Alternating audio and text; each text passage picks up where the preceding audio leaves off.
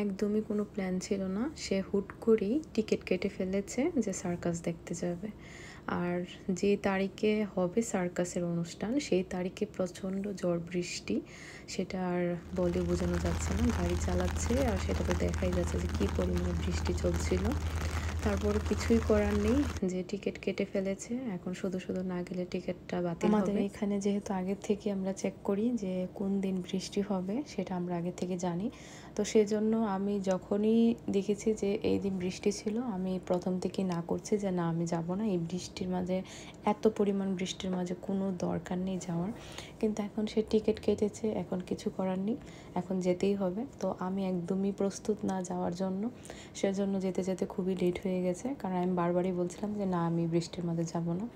তারপর আর কি করার, তার এই কথার ইয়েতে যেতেই হয়েছে। তো আমাদের একটু লেট হয়ে গেছিলো। শো শুরু হয়ে যায় 7টার দিকে, আর 7টার থেকে 9:30 পর্যন্ত ছিল শো।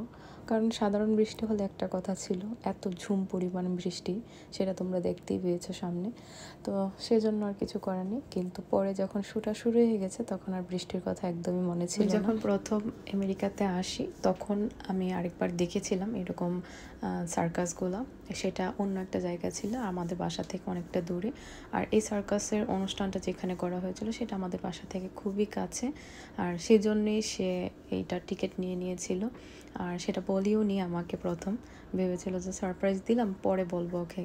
কিন্তু এখন সারপ্রাইজ দিতে গিয়ে সে নিজেই সারপ্রাইজ হয়ে গেছে, কারণ এই বৃষ্টির জন্য। যেহেতু বললাম যে আমাদের একটু দেরি হয়ে গেছে, আমি যখন যাই ভিতরে দেখছি যে একদমই মানুষ নেই, আর শুধু শব্দই শোনা যাচ্ছিল বৃষ্টির। আমি ভাবছিলাম যে হয়তো বা বেশি মানুষ থাকবে না, কিন্তু ভিতরে যাওয়ার পর মনে হচ্ছিল আসলে বাইরে কোনো বৃষ্টিই নেই, শুধুমাত্র বৃষ্টিটা আমার জন্যই এসেছিল। আচ্ছা, যাই হোক। আগে আমরা টিভিতে দেখতাম ওই যেমন অলিম্পিক যে শোগুলো হয়ে থাকে অনেক সময় টিভিতে, যখন অলিম্পিক খেলা শুরু হয় তখন কিন্তু এই শোগুলো কিন্তু দেখায় টিভিতে। তো আমরা কিন্তু তখনই দেখতাম, বাট এখন আসলে রিয়েল লাইফে দেখাটা একটু অন্যরকম, ভালোই লাগছিল। এগুলো যখন হয় আমরা টিভিতে দেখি তখন কিন্তু আমরা ভাবি যে এত তাড়াতাড়ি কিভাবে এগুলা করে আসলে।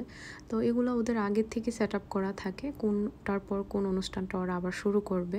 তো সেই রকমভাবে ওরা গুছিয়ে রাখে। আর দেন যখন অনুষ্ঠানটা শুরু করবে তখন একদম পুরো লাইট অফ করে দেয়, এবং তারপর সব কিছু সেট আপগুলো নিয়ে এসে ওরা এই অন্ধকারে এটা করে।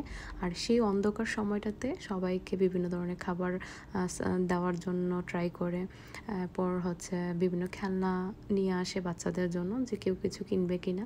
আর তারপর কিছু কৌতুক জোকস এগুলো বলে বলে সবাইকে একটু আনন্দ দেওয়ার ট্রাই করে। পুরোটা